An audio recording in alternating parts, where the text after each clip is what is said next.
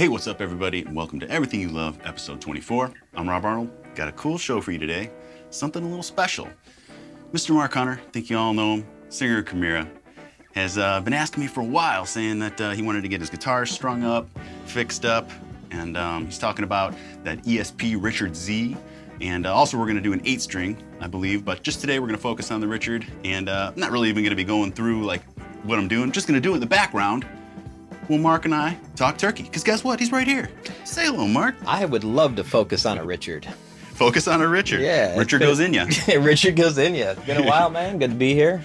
Good, I don't think I've been on the channel for a while, man. You know, long-time listener, first-time caller. So Thanks. that's good, man. Good. Well, yeah, I agree. And I actually think this is the first time, well, I know it is. This is the first time that that I've ever had like anybody here in the lab, you know, to It looks film, awesome. so. I thanks. approve. I think the coolest thing, though, is the thing right behind me. Yeah. Honestly. I don't know if you happened to see the last episode, but I had planned to fire that up, and I turned it on, and it just blew like right there. So it's not working right now. I haven't touched it, so I'll have to see that. Did Yeah, it blow up live well, on the no, stream? it just, I mean, it just didn't power up.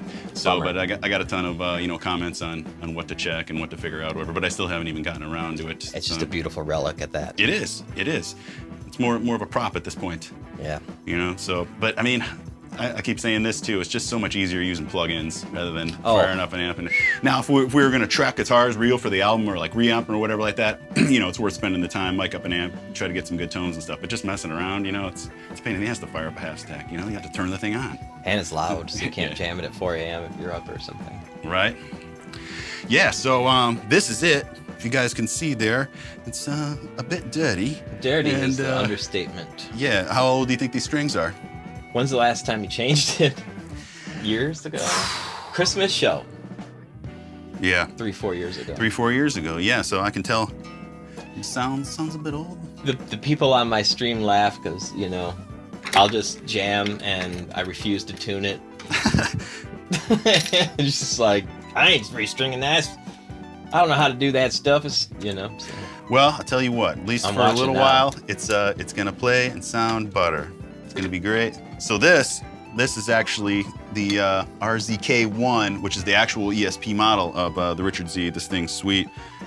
It definitely needs some TLC, and there's only one guy I know that knows how to give a proper TLC to guitar. Hey, well, I appreciate that. I've been doing this a lot lately too, and it's some kind of in the groove right now, you know. I noticed that, so I'm like, hey, I better take advantage of this window of opportunity. Yeah, I'm getting lots of people that are like, hey, you doing setups? I'm like, well, it's not really a service I'm like offering or something like that, but you know. Hey, well, Bruno Brothers, man, they might be hiring down the street if you're looking for a gig.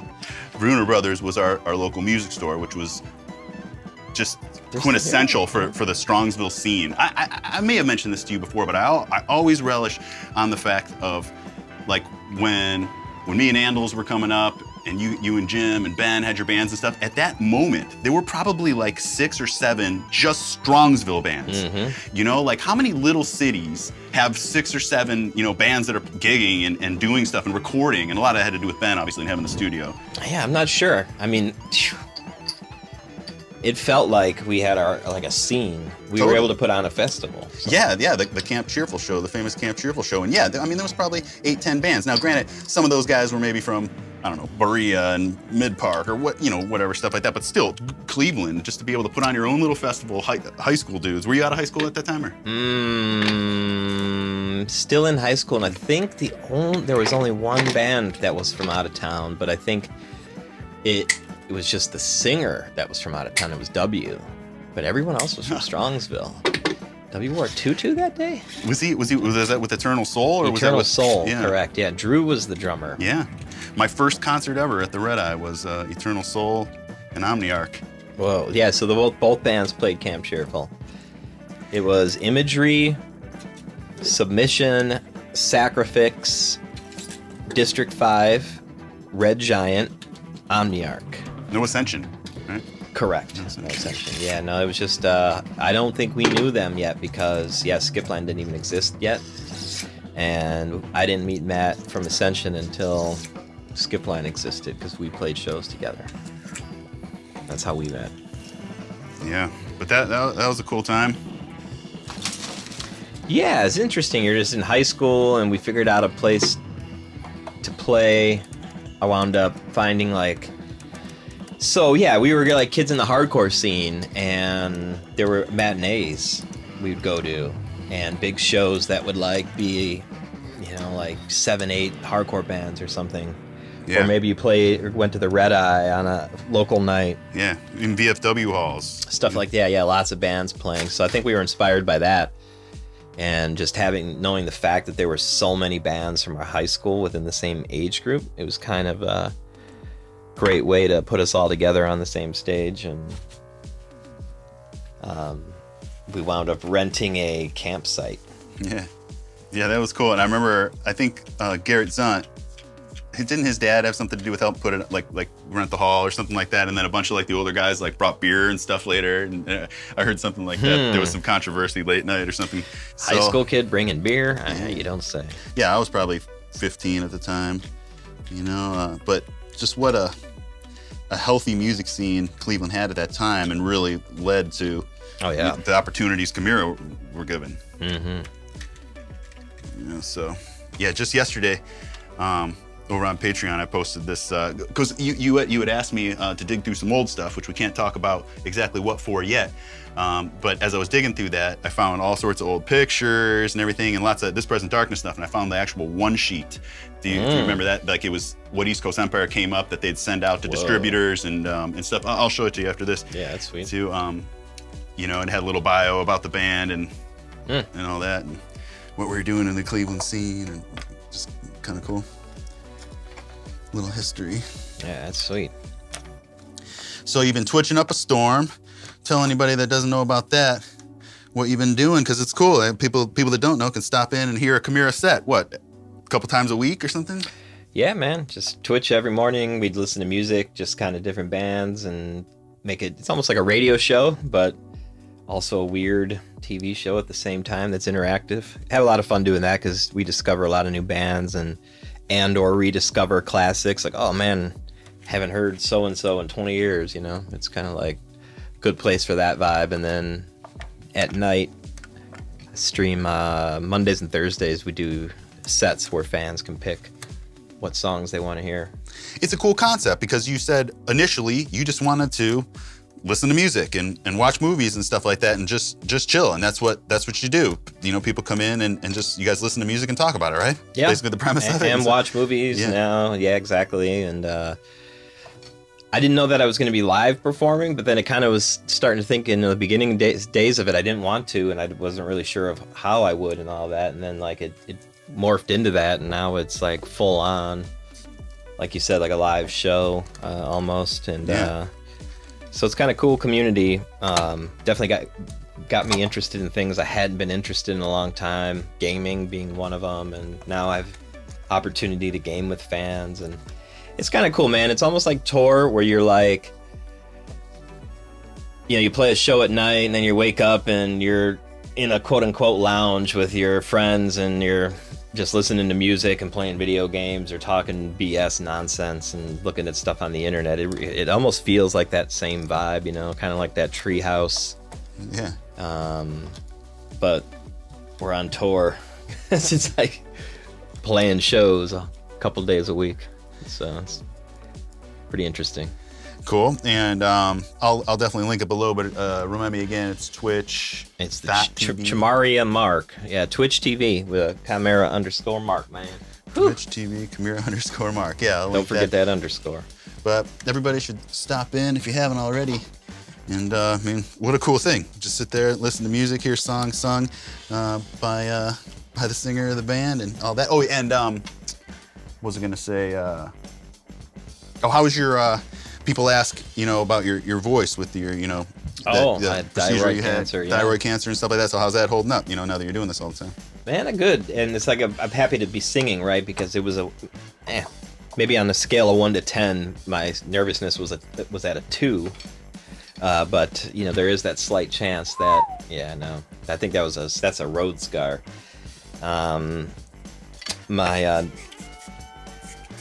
There's a slight concern that you can lose your voice or have vocal paralysis. The doctor can go, whoops, just cut your vocal cords, bro. Sorry, you're never gonna talk again. Rod Stewart, the famous musician, had same sort of cancer and procedure, and he had a very hard time getting his voice back. So I was a little nervous about it, and I'd say like the first, I don't know, 2-3 months, it was definitely like screaming was not something I thought I'd be able to do. What was like the day after? Like, nothing hurts. Nothing or anything hurts? like that. No. So yeah, there's no pain or anything involved. It's just more like if you were to try to, you know, yell, but being hoarse, but not, you know, having a sore throat accompany it, if that makes sense. Like you're like, I can't talk, you know, it's almost like that. But there's no like pain with that accompanies the normal laryngitis. and do you have any idea what brought it on? Was it smoking? Was it hereditary? Like what how does It's one of those things that's a common thing. I would imagine that, you know, smoking doesn't help those situations, but it's pretty common actually. And yeah, definitely hereditary and is involved as well. But yeah, I think the environmental factors can definitely trigger diseases for sure. But a lot of people have it and they don't know it. So when you start researching it, you find out that they'll uncover that that was like something they had and they didn't even know they had it. And how did you know you had it again? Just had a test and it was a significant lump. Did you feel a lump beforehand? I didn't feel No? one, no. Just going in for something But interesting, else, I or- was snoring. And that since I've had it removed, I no longer snore. So that's kind of interesting. But your lady likes that, huh? Oh, I'm sure. What are we tuning this to? Drop F like Fear Factory. No, drop C. Drop C. Okay, you bring up Fear Factory. Yes, I am the new singer. Ah, okay, that's what I was going to ask you about because it was funny. It was just like this coincidental thing. I happened to be, you know, all that news, I don't know what this was, a month ago or something like that, but all the news was coming out and everything, and there was talk about, you know, who's going to be the singer and all that, and I thought to myself, man, how perfect would Mark be for that? And then that morning, I think he was on the Josta show, or I happened to watch the Josta show, and they started naming off, Jamie was like, who's it going to be? And people, I know the names are getting thrown out there, blah, blah, blah, blah, blah, Mark Hunter, blah, blah. I'm like, no way, you know, that he just said it that same day that I thought about it. And I obviously, you probably wouldn't reveal it right now if you actually were or whatever. No. But what are your thoughts on that? Doesn't that seem like a perfect gig for you? I don't think so at all, honestly. I don't. So I make a joke on Twitch because so many people have come in and be like, "True or false? You're going to be the new singer of Fear Factory." So I'm just like, "True," and I bust people's balls and see who goes along with it. But so now it's kind of an inside joke that I am the new singer of Fear Factory, and I just go with it. But no, it's not for me. One, I don't want to. First off, it was like it's a mental thing, right? I'm not somebody that wants to walk into something that exists and be that guy that's like, hey man, I'm here. I'm gonna try to fill this other guy's position that was here for 20-some years, 25 years. Like, I'm not saying it can't happen. It's just not my cup of tea to want to be that guy. I'm not a go-getter that way. I don't know. I'd rather just be... I enjoyed the product that I created, and I enjoyed listening to Fear Factory, if that makes sense. Two, I don't think my vocal style fits it. I think that Burton has more of like an aggressive yell, where mine's like a scream. So I've actually covered a few Fear Factory songs on my stream, and like it sounds okay, right? But like if Corey Taylor stepped out, that's a better fit for me. Like I almost sound indistinguishable when I do like the first album, which is pretty interesting. I never knew that. So let me back up for one sec. Now that you brought up like Slipknot or But I wouldn't want another to fill band. those shoes ever either. So you know what I'm saying? is it more of a thing that you just want to just do your own material all the time and don't want to cover other people's stuff, or if the right band came around, you would do it? No, I just don't want to cover other people's stuff. I'm over that sort of thing too. Like that whole, hey, we're a touring career-based band. We do this for a living. This is what we do. Just not there either mentally. So, but just playing other people's songs on the stream, you get to like kind of see like, whoa, okay, Yeah, I've covered Morbid Angel, some Deicide, Cannibal Corpse. Yeah, Cannibal Corpse. Soulfly, Sepultura, Slipknot, Fear Factory, bunch of bands, man. And I feel like the one I sound the most like would be Slipknot. Whereas people were saying like I needed to turn the mic up because they're like, oh, I can't hear you. I'm like, it's me. It's like it sounds too much like them. So they got a new first album only though. I don't know how I would do with the later stuff. There's just an aggression and an excitement in that first album. I have to. I don't think I've tried to cover anything else after that. They got a new record coming out. Blabbermouth right? Headline: Chimaira singer says he sounds like Corey Taylor. Says he should replace Corey Taylor. Yeah. That's a cool tour. I just saw about Slipknot one in Code Orange. Yeah, I think I might try to go to that. We're all talking about going to Pittsburgh. A bunch of people that game together. Oh, that's no Cleveland style. Mm-mm.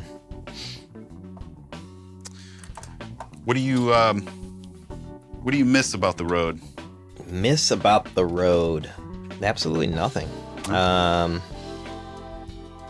I guess that's a bad question to ask. That's a way to answer. Not well, hey, if that's your answer, there's nothing wrong with that. No, that's not a bad question to ask. I rephrased that wrong. I guess I'm not in the best mood to answer that right at the moment because I'm like feeling weird about it. Well, let me know when your mood improves. Yeah.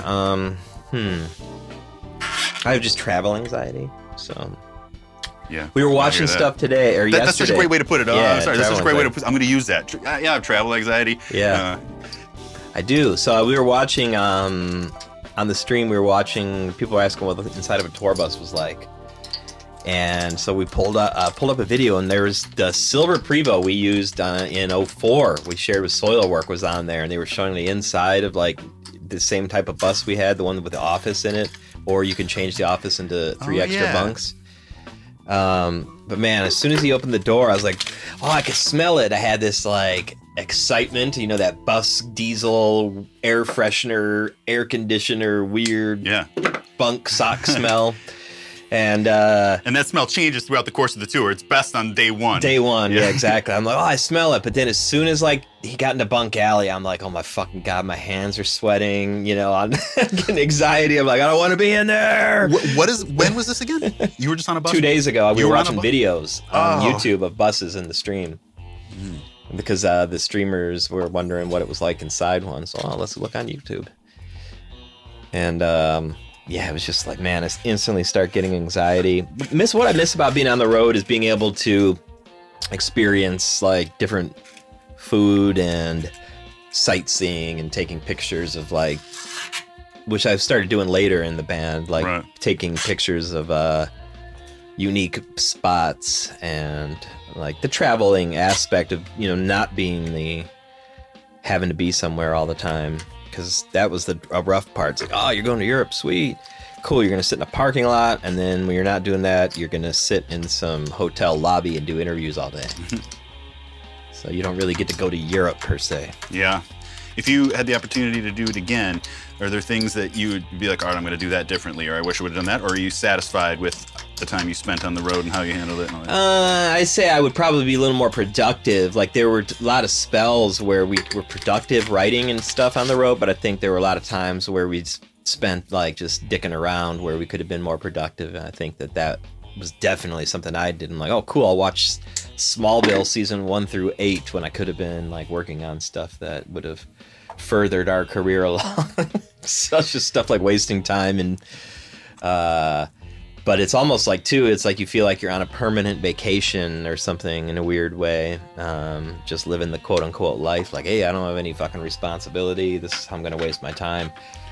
So I guess that would be the only thing I would have done, you know, practice more, spend more time paying attention to the craft. It's like versus like having fun in the downtime, looking at it as a, you know, job almost, where you're like, oh man, I don't want to go to work after I worked. Yeah.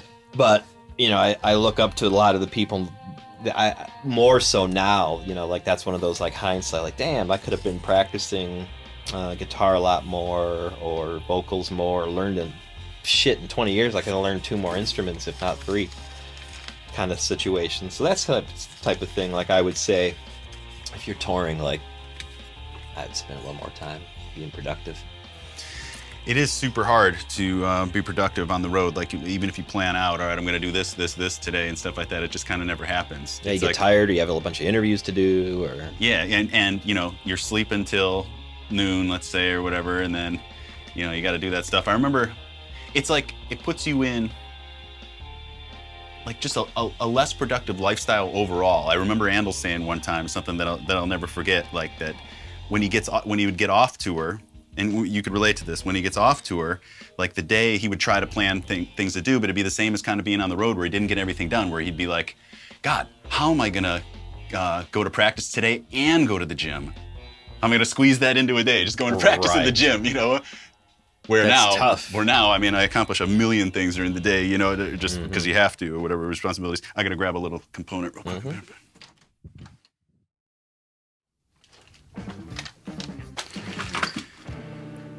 So I said that I wasn't really going to talk about the process here that I was going through, but here, I've come across a situation.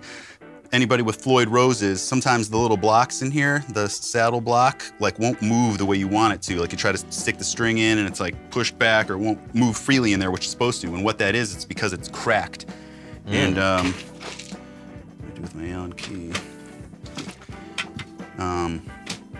Allen key. Yeah, Allen key.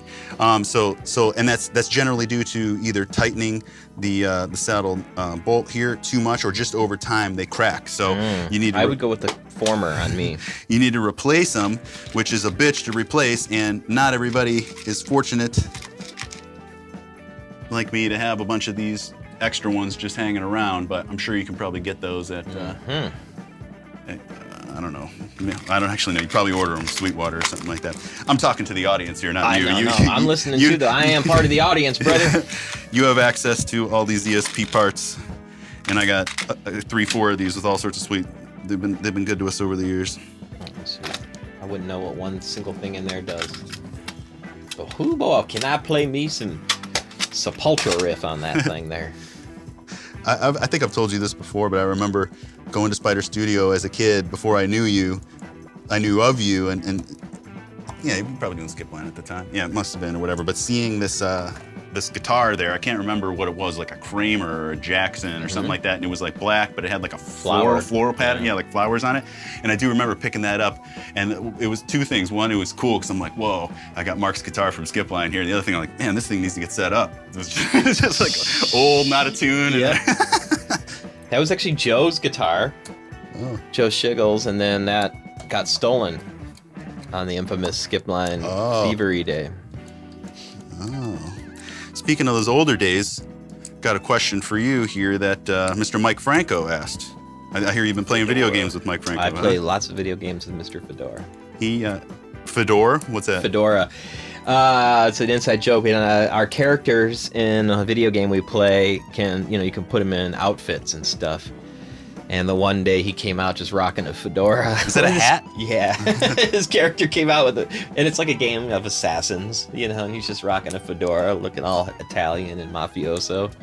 So we just call him Mikey Fedora.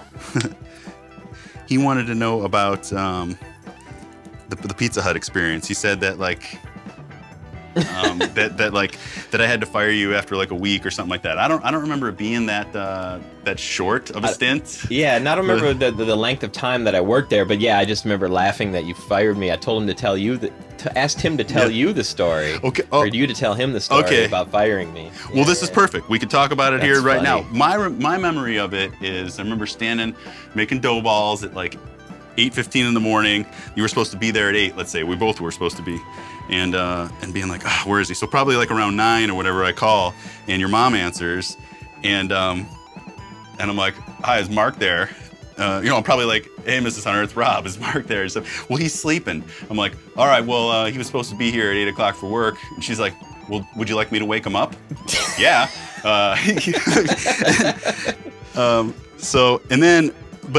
We probably didn't get let go because of that thing, but maybe it was a couple more times. I don't know if you remember or not. But yeah, definitely. Just remember calling and you're like, yeah, man, I gotta let you go, but I'll see you tonight at practice. Yeah. Yeah, cool, man. That's right. Yeah, we'd still carpool to practice every day. I was so like out of wanting to have responsibility by that point. I was so confident that we were going to be signed, and I was like, man, I got to spend all my time like at night on chat rooms and trying to like promote the band and we were like learning about websites and Angel Fire websites and stuff, and working on all that. And like last thing I cared about was the job, and I was like, oh man. I could never wake up in the morning back then. It's so weird because now I'm like 5:30, let's go, like wide awake. Definitely different. Another one of my favorite you waking up stories is when we were recording Pass Out, and we were staying in these furnished apartments called the Oakwoods in California. And Hagar and I had an apartment, Mark had his own, Jim had his own, and then Chris and Hagar shared, or Chris and Handles. Chris and Handles, yeah, me and Hagar. So, and like the van stayed at our apartment. We had this route we'd take like through this complex was gigantic. There was probably like 5 different like clusters of, or whatever, you know, Hagar and I were in our... Had its own convenience store in there. Yeah.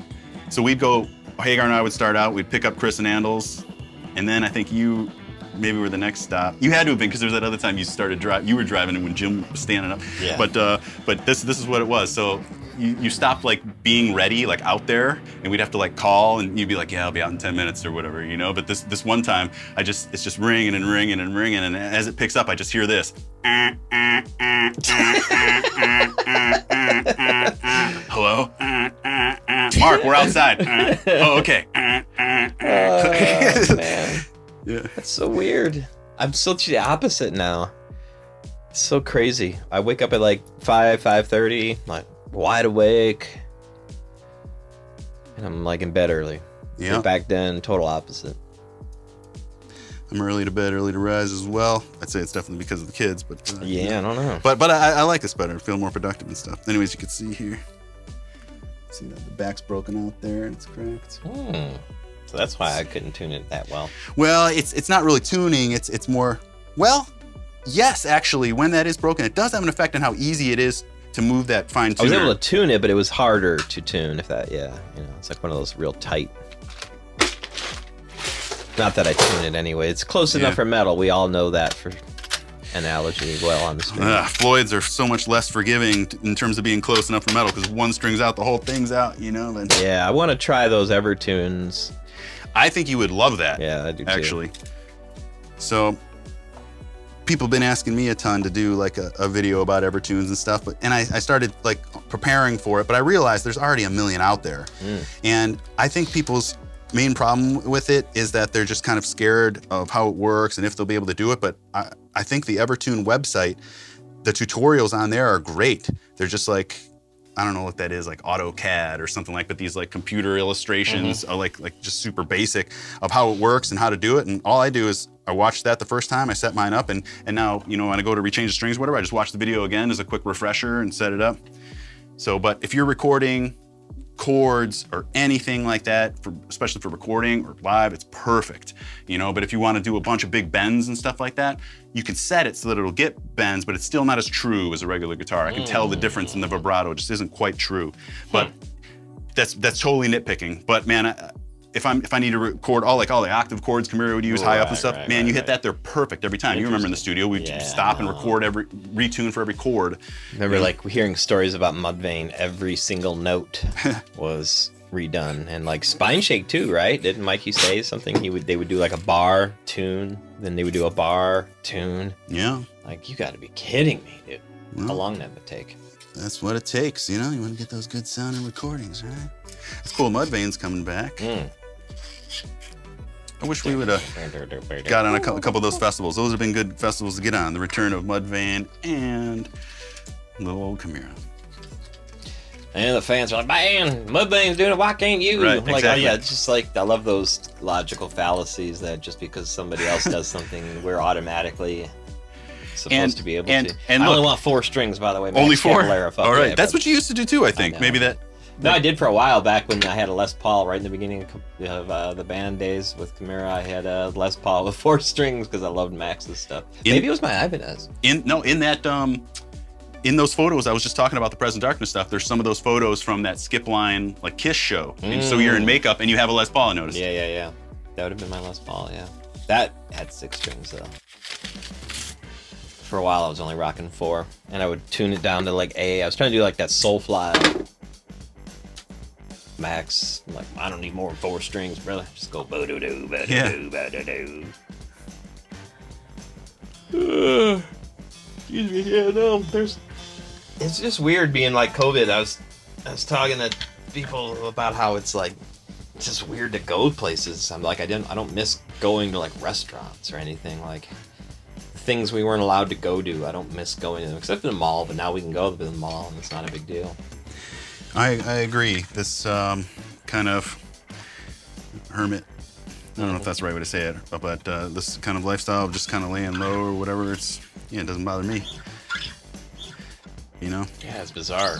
Like, it's not that I have a desire to go anywhere, but if you're like, hey man, you want to go to Applebee's? I'm like, why? Why are we going to a restaurant? Because they have endless appetizers for $6.99. Okay, but now you sold me. You sold me. But yeah, so I don't have any desire to do anything like that. Just rather, like, I feel like I have everything at home. Got to, essentially have a studio, or I could record music or listen to music, games, TV, food. How's your portfolio? How my portfolio? My financial one? Yeah, you were big into the Dogecoin and stuff, right? Man, it exploded, right? Yeah, no, it did, but then it crashed. So we're waiting for it to go back up again. But no, it's an interesting world. Yeah, I've made good cash with the memes, investing in memes. Why do they call it that? A meme stock? What is that? Because it's a meme, honestly. Like, the people enjoy it because it's memeable. Right, there's a lot of memes that follow that stock, whereas like you're not going to see people like making memes on Pfizer. It's just boring. But imagine making GameStop worth $400 or $500 a share. It's just stupid. What was it at? It was like that, yeah, like GameStop. Like. Well, what's considered normal for a stock like GameStop? Like $5 or $6. Okay, so. Yeah, think of those companies, right? So they were like pumping like shit companies, if you will. That like, why are you going to GameStop? Why are you going? No one's going to. They were pumping the movie theaters during COVID because it's funny. So it's the irony. This is why a lot of people like get confused about it. If you know how to quote unquote meme and you understand like the culture and how it's working via its jokes and humor, then you're probably going to do well with those stocks. But if you don't get it and you're just like some like new investor and you see, oh wow, it's going up, and then you buy it at the top, and then all of a sudden it drops out on you, then you lose a lot of money. And that's kind of what happens to most people. Yeah. Yeah, I don't understand it, all the meme stuff. I'd like to, but I don't know, man. There's like, that's what's so weird about life. The past year and a half, there's not much going on because everything was shut down, and now things are starting to open up, and it's kind of cool. But I'm also kind of like, well, I don't know that any of it's calling to me yet. Like, I got to go to that, or I got to go do this, or all the movies that I want to see are still getting released at home at the same time. So. Do the movies that come out in the theater always come out on HBO Max?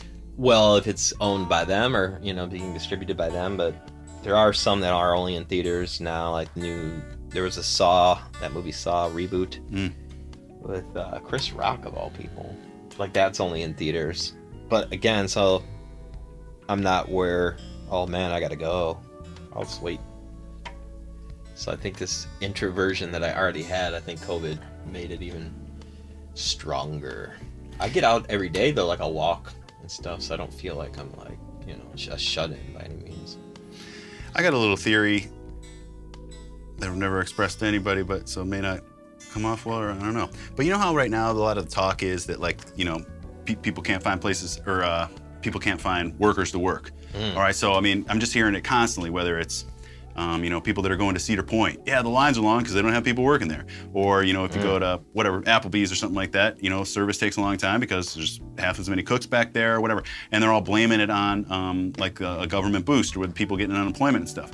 But I have a different perspective. While that may be true, I find it hard to believe. What I think is more reasonable to think is that people made moves. All right, if COVID was a 1 month thing, people maybe would have, all right, I'm not going to go to work, I can collect this unemployment or whatever, and then that's done and I can go back. But this is a year, so people had to sidestep, they had to pivot. You're a perfect example, where during COVID, you've started a Twitch channel, and now that's a source of revenue for you that's perhaps supporting you. I don't know. And you know, same with me. I was doing this before, but it's been intensified, you know, by COVID. The fact that not only did I just kind of have to do this, but the ability to have all this time to do it and stuff. And so I kind of think that just a theory of mine that a lot of people have just started to take advantage of being able to make money on the internet, or whether it's maybe you worked at Sears before, but now you're in Amazon dropshipping, you know, or whatever, you know. What do you think? I think there's quite a bit of that. I do think a lot of people, you know, I didn't have any, why am I going to go to work if I can get a guaranteed X sum, right? Like, there's definitely a lot of that going on. But yeah, people definitely switched. A lot of, they had to, they're forced to, you know, restaurants closed. They worked at a restaurant their whole life. So what are those people doing? You know, how many of our restaurants in Ohio were closed down? I'm gonna not remember, but I want to say it was 30%. That's probably more. Yeah. You mean closed for good? Yeah. Due to COVID. So like that, all those people, they might have had a government situation or not being able to collect unemployment, but at the same time, that's not lasting forever. So they know that they had to move on and do something different. Yeah, I definitely saw this as, well, I have to do something different because I have no choice. So a lot of people are kind of put into that situation. So your main gig was a photographer, right? Yeah. And so when COVID hit, you're not out there doing weddings or senior pictures, or what made up the business stuff is the bulk of your, Both, yeah, all of it, yep. Okay, yeah, businesses are closed. So yeah, perfect example, a guy like you. And thank God that, you know, the government did start offering support for freelancers, gig workers, like they say, and stuff like that. We went 11 weeks without it, though. Yeah. So there was 11 weeks I had zero income. That was rough. So you pivoted. You started into something else. And so that's what I'm saying, that I bet a lot of people were like, screw this. I can't wait around for a year and do nothing. Sure. I have to figure something out. And now, maybe for, just as that example, I don't even know anything about Amazon dropshipping, but I bet it's exciting, you know, I can just do this and not have to go talk to a boss every day. I'm just my own boss. Right. So that's kind of what I think, that people are just into a new, you know, thing. Yeah, there's other opportunities that you can make money at from home, and way more now than ever before. My other question about it is, where are all the like 16-year-olds that are just coming into the job force? Correct me if I'm wrong, but I don't think you could collect unemployment if you never had employment before. No. So why aren't all these kids coming in working at Taco Bell and Arby's and stuff, you know?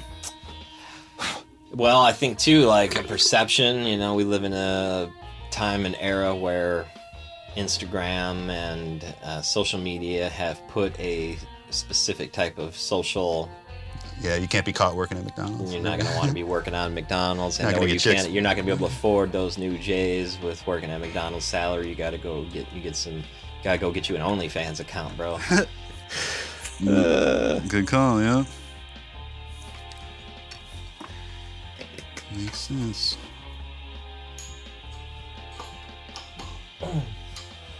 This has actually behaved really well, and it's almost done here. I'm going to check the intonation after this. But yeah, it was ready for those strings. Now I'm actually confused about that. What is the tuning for F sharp? Because if it's not an F sharp, then I feel like it's in droppy, lowy. F sharp, 8-string tuning.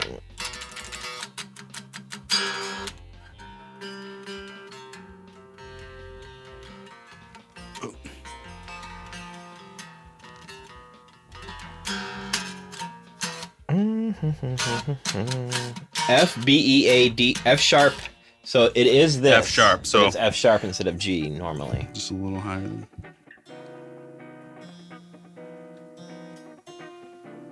Man, happy birthday's never gonna sound better, brother. I'm gonna do my cameos. I'm gonna hand this to you in a moment, and you can play it for us. $35.99. You can get your own personalized happy birthday from me. Oh, the cameos. Okay, cool. Yeah, I always do those. It's a fun. I play it so stupidly. Yeah, I'll usually like play a Chimaira riff and change the lyrics out for "Happy Birthday" or something. That's funny. Happy birthday! Dun, dun, dun, dun, dun, dun, awesome. And I solo, so that's perfect. Yeah, you rip solos? Yeah, I'm like, you know, so we've reversed roles on our cameos. Oh, I just play Happy Birthday, you know, listen to delay on it. Wow. So stupid. I need a wah pedal to do it, I guess, though. Wow, wow, wow. Jimi Hendrix style. Yeah.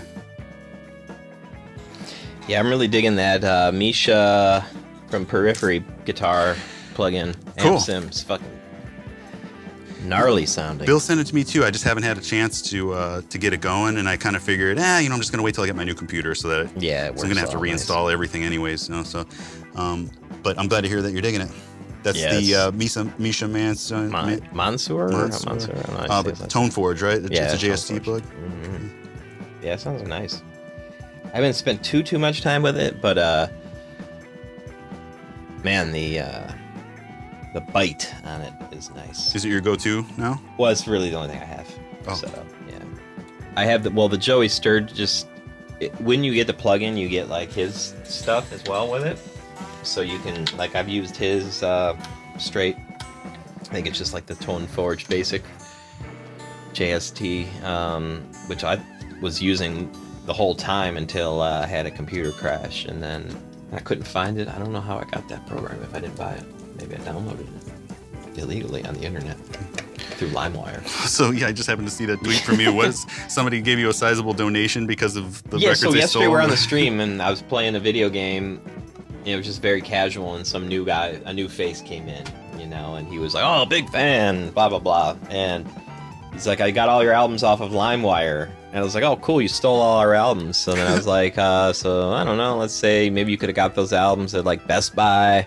How many albums I got? Like 7 or 8 plus, you know, interest over time. I think you probably owe me like $80. And he's like, "You know what? You're right." And he sent me $80. Well, that's nice of him. So what's that come out to divided by 6? I know, divided by 6 after commissions. I was gonna actually post that. My next post to that was gonna be, well, I've now given management, lawyer, business manager, accountant. Here's the reality of the music business, guys. After $80, I'm left with $1.70. Exactly. All right. Well, on that note, strum a note for us and see what happens. We got here? I've seen fire and I've seen rain.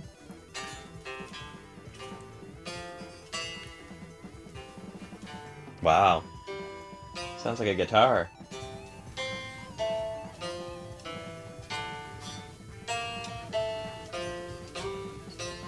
Beautiful. Wow. Thank you. And many more. Sounds great.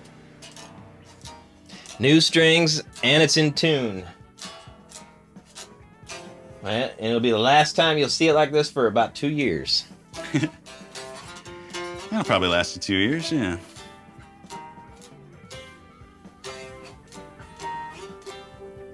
Yeah, it sounds great. Good. It might need a tiny fine-tune adjustment like in the morning or next time you pick it up because the strings are going to continue to stretch a tiny bit, you know? But otherwise it should be pretty good. Oops.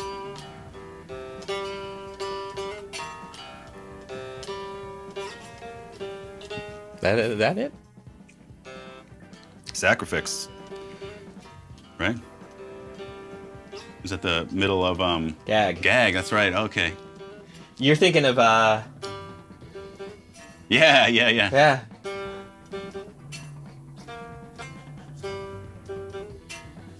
Just hit that note straight.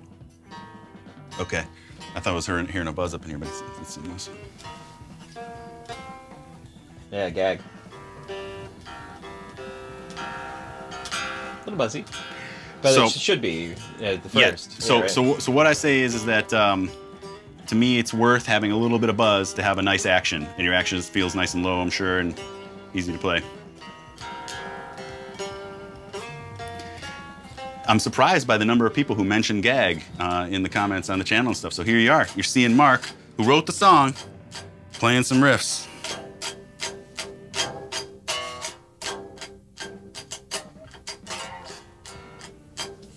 Yeah. I don't remember. Actually, Ed Gandalf wrote that one. Oh, yeah? Ed Gandalf. Well, some of it. But that's definitely an Ed Gandalf riff. Sounds just like Framed. You pointed it out. I mean, that's the same. Pretty cool.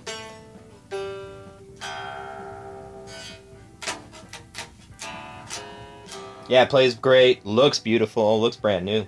Yeah, it does look brand new. Rammstein. Yeah. Tuck. Mikey Fedora hates Rammstein. Hates them. How could you hate them? I don't know. Well, cool. On that note, well, or should we let them keep playing, huh? Little 6.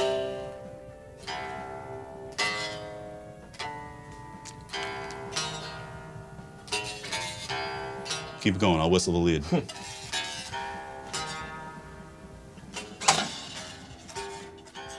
Do. There's more gong.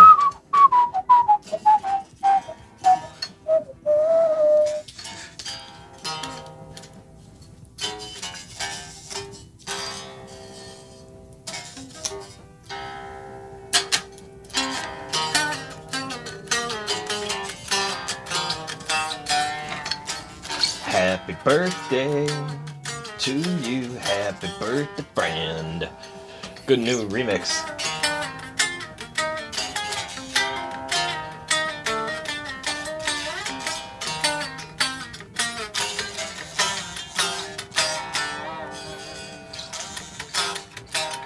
Oh, great. Now this whole video just got me demonetized. Well, that's why we could have. That's why I sang "Happy Birthday" over it, man. It's a parody. We'll see. Well, hey guys, hope you enjoyed this one. Just a little Mark coming over for a little stop and chat. Little stop and chat. Little. Got to get out of here though, man. I hate the stop and chat. No, I'm just kidding. Larry David. Yeah, no doubt. Little restringing. Glad to get you back in action. It was fun. Man. Glad you got to come see the place. I imagine you'll be back down here again sometime in the future. Maybe tracking some vocals. We'll see. You know. Happy birthday. Have a good birthday, man. Seriously. Yeah, happy birthday to everyone out there. Everyone. Whether it's today, tomorrow. Robert the 17th. Whatever, you know. Robert the 17th, happy birthday. Robert, It's his birthday, actually. Oh, yeah. how do you know that? Because it's his birthday every day. Okay. Robert the 17th. On that note, All right, cheers. see y'all. We'll see you guys. See you guys next time. Thanks for tuning in.